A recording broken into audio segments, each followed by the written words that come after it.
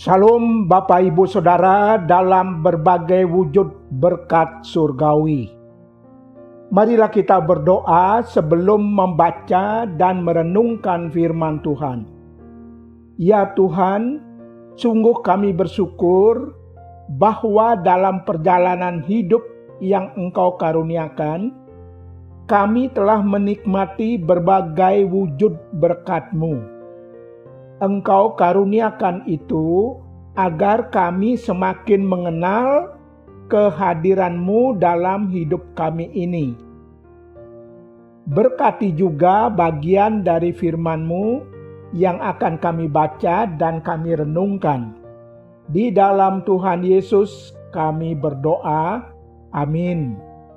Bapak Ibu Saudara, firman Tuhan sudah tersedia. Marilah kita baca dan kita renungkan bersama.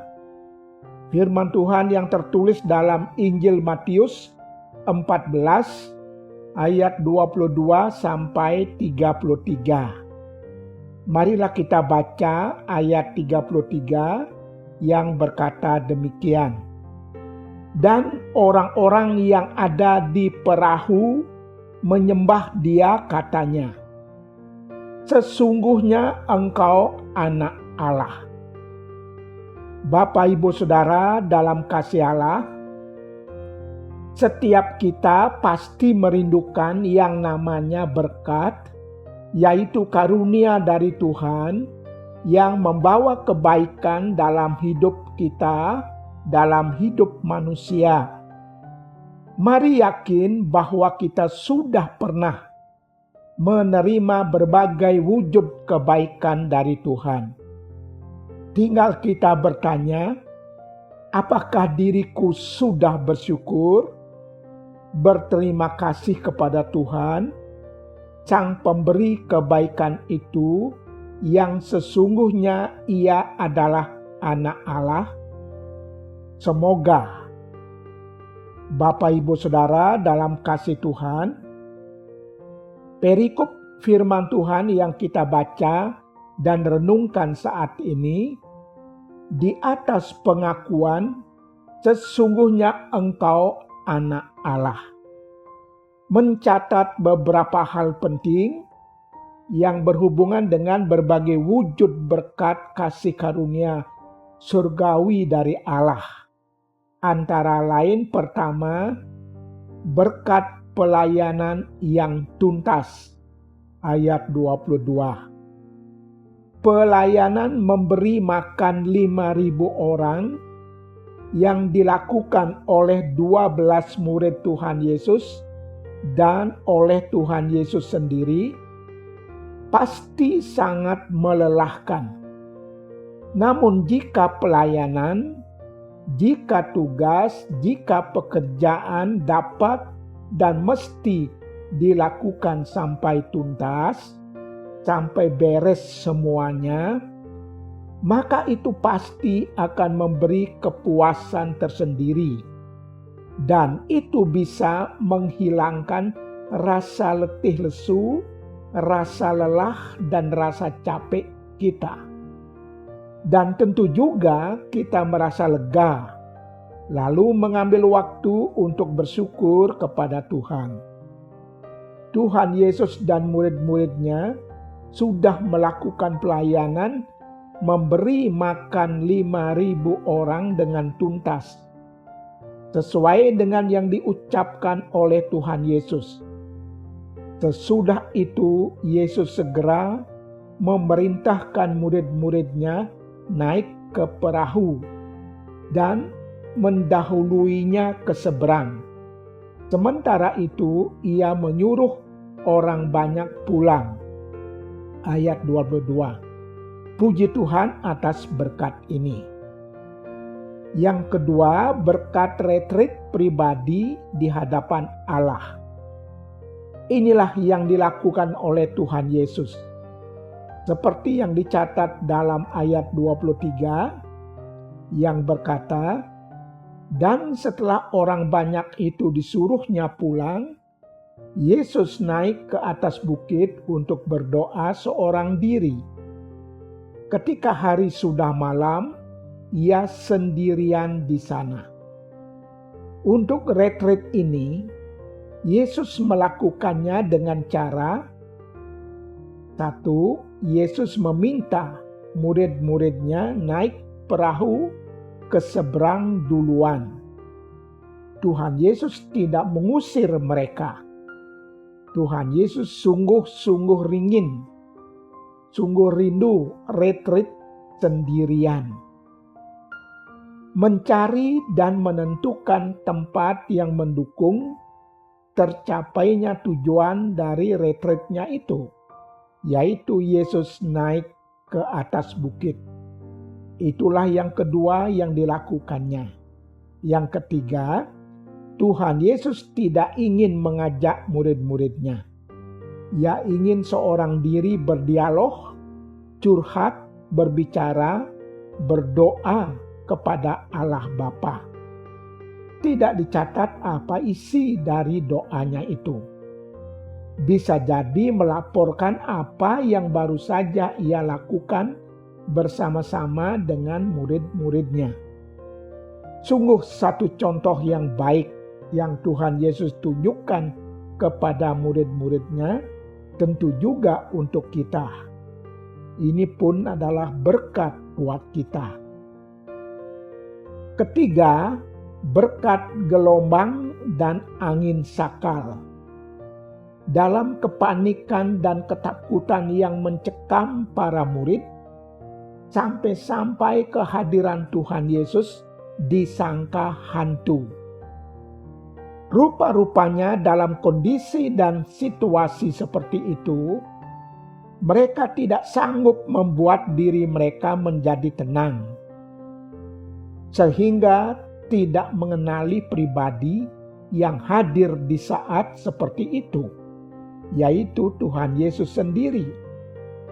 Sepertinya para murid belum pernah melihat orang bisa berjalan di atas air. Yesus, guru mereka, bisa. Bukankah pengalaman itu adalah sebuah berkat? Keempat, berkat ucapan yang menyejukkan dan menenangkan. 3 ucapan sapaan dari Tuhan Yesus yang menyejukkan, yang menenangkan murid-muridnya, tentu juga semua orang yang ada di dalam perahu itu, yakni kata pertama, tenanglah.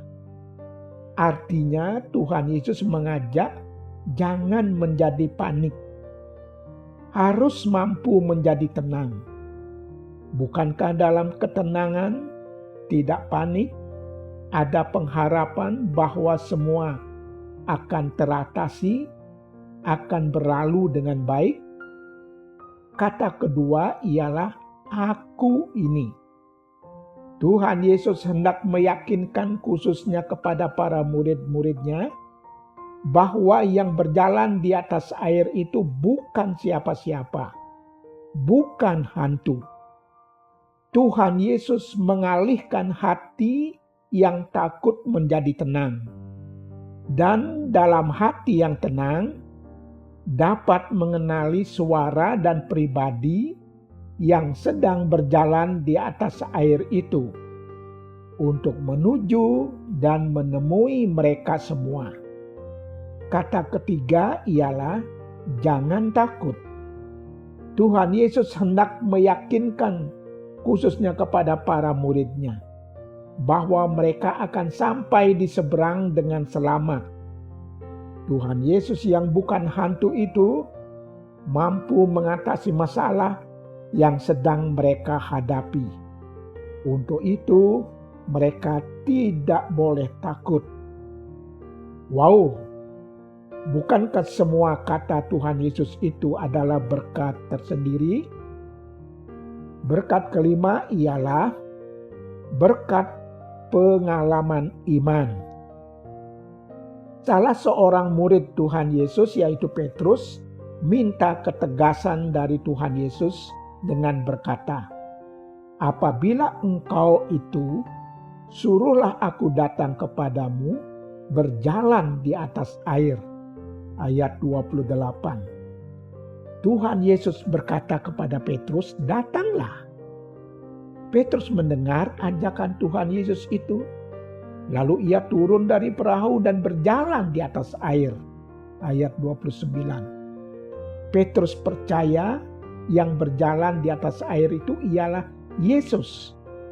Dan Petrus mengikuti ajakan Tuhan Yesus berjalan di atas air. Dan ia dapat melakukannya. Itulah berkat iman. Berkat keyakinan di dalam Yesus. Apapun yang disuruhkannya, ketika percaya akan dapat melakukannya. Bukankah ini berkat iman bagi Petrus? Juga bagi kita, Bapak Ibu Saudara yang Allah kasihi? Sudahkah kita mengenal siapa Tuhan Yesus bagi hidup kita? Sesungguhnya Ia adalah Anak Allah.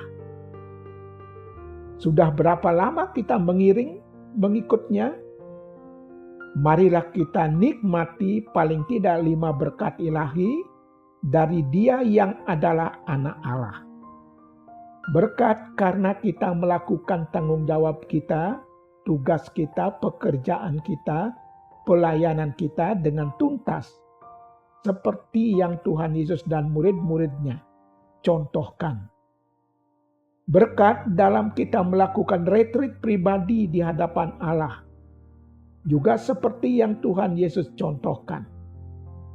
Berkat karena siap menghadapi gelombang dan angin sakal yang menimpa hidup ini. Dan Tuhan Yesus tidak meninggalkan kita. Berkat ucapan Tuhan Yesus yang menyejukkan dan menenangkan itu. Dan berkat pengalaman iman kita kepada Allah di dalam Tuhan Yesus. Marilah 5 berkat ilahi ini kita bagikan juga kepada sesama kita. Agar mereka juga mengenal sesungguhnya Engkau Anak Allah. Sesungguhnya Tuhan Yesus adalah Anak Allah yang sanggup melakukan segala sesuatu di dalam perjalanan hidup ini. Tuhan memberkati. Amin. Marilah kita berdoa. Ya Allah, tolonglah kami untuk senantiasa mampu mengenali berkat-berkat-Mu yang Engkau curahkan atas hidup kami ini. Ajarlah kami terus mensyukuri kasih karunia-Mu itu dan jadikan kami saluran berkat-Mu bagi dunia ini. Di dalam Tuhan Yesus kami berdoa. Amin.